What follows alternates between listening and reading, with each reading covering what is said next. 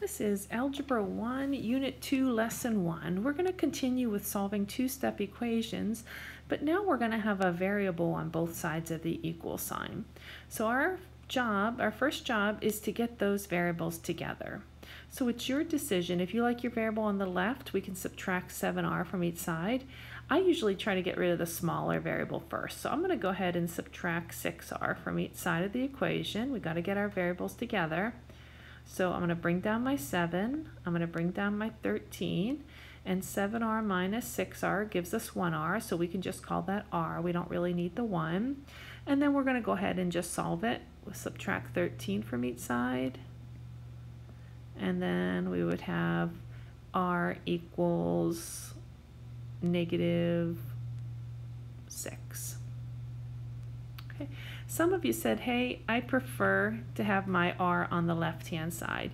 You can certainly do that. Let's try that way too. And we should end up with the same answer. So maybe you want to subtract 7r from each side. You'd have 6r minus 7r would give you negative 1r plus 7 equals 13. Subtract 7 from each side. Bring down your negative 1r equals 6. And then there's just one extra step. We have to get rid of that negative 1. So to get rid of multiplication, we're going to divide each side by negative 1, and we're going to get r equals negative 6. We get the same answer, so it's just personal preference.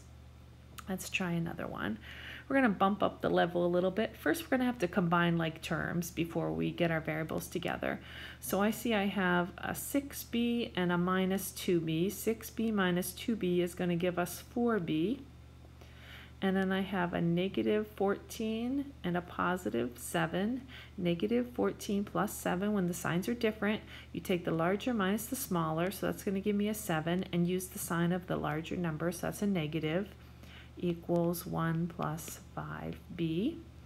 Now that we have it simplified, let's go ahead and get our variables together. Again, I usually just get rid of the smaller one first, so I'm going to get rid of that 4b.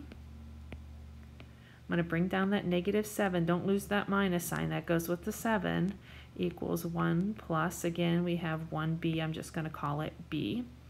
And then now we're down to a one-step equation. To get rid of a positive 1, I'm going to subtract 1. And that gives me b is negative 8. If we wanted to check it, we can put negative 8 back into the original equation and make sure we get a true statement. Make sure it works. All right, let's bump it up just a little bit more now. Let's add some distributive property in there. So we have to distribute first. So I'm going to carry down my negative 8n, and I'm going to distribute this positive 4. So that's going to give me plus 4 plus 20n equals negative 6n minus 14. Now that I distributed, let's go ahead and combine like terms.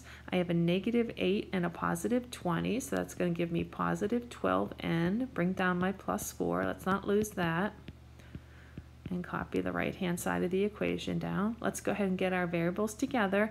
Again, I usually get rid of the smaller one first, so let's go ahead and add 6n to both sides of the equation. It's a negative or a minus 6n.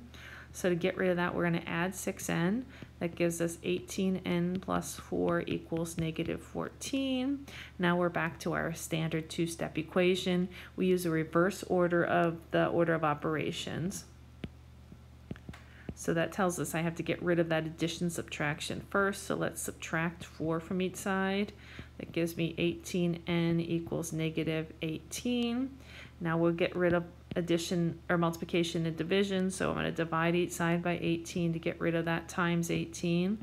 And it looks like my answer is going to be negative 1. Again, if we wanted to check, we can substitute it back in, make sure we get a true statement. Please try the practice problems. Let me know if you have any questions. Thank you.